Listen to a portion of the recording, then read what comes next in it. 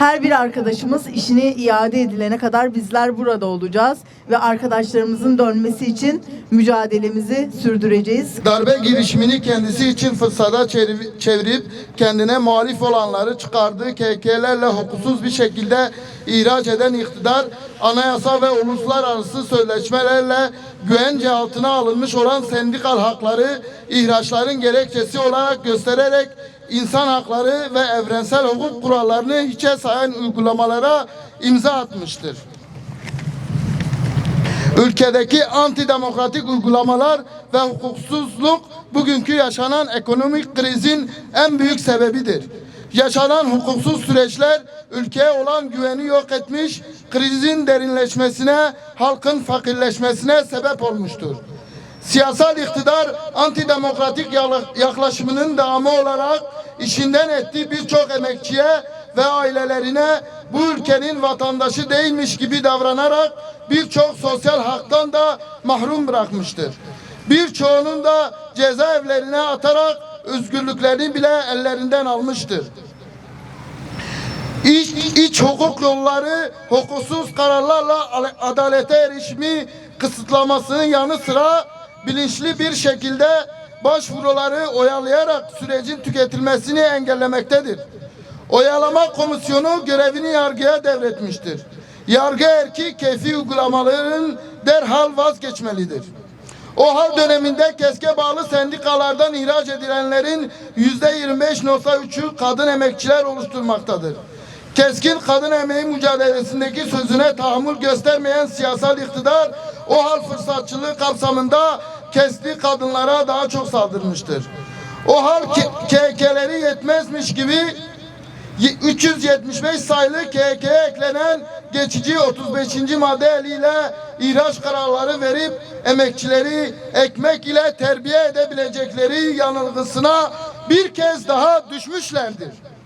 Haksız, hukuksuz kararların ortağı olan herkes bu 32 tane KK'nin tarihin çöplüğünde yerini aldığını görmeli ve bu yönlü ısrarcı tavrını sonlandırmalıdır. OHAL komisyonun keyfi kararları şimdi de yargı eliyle devam etmekte. AKP iktidarının yargıya baskısı KK hukuksuzluğunun devam etmesine neden olmaktadır. Bu suça ortak olmayacağız bildirisine imza attıkları için yıllardır her türlü hukuksuzluklara ve eziyete maruz kalan barış akademisyenlerinin görevlerine iade süreci mahkemelerin Anayasa Mahkemesi kararlarını tanımaması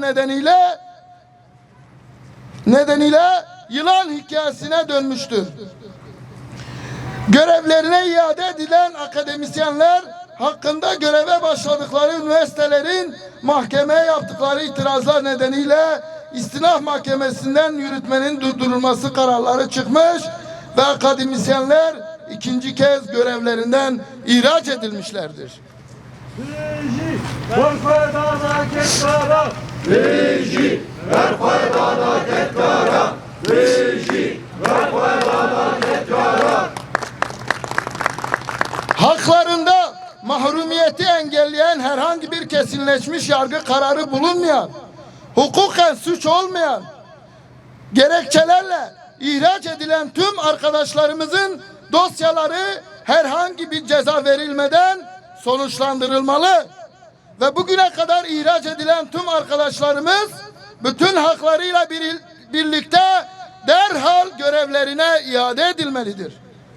İhraç olan kamu emekçilerinin en sonuncusu görevine dönene kadar mücadeleye devam edeceğiz. Bıkmadan, usanmadan her seferinde daha da yüksek bir sesle haykıracağız. Savaşa karşı onurlu bir barışı, ölüme karşı yaşamı, tekçiliğe karşı çoğulculuğu, karanlığa karşı aydınlığı savunduk, savunmaya devam edeceğiz.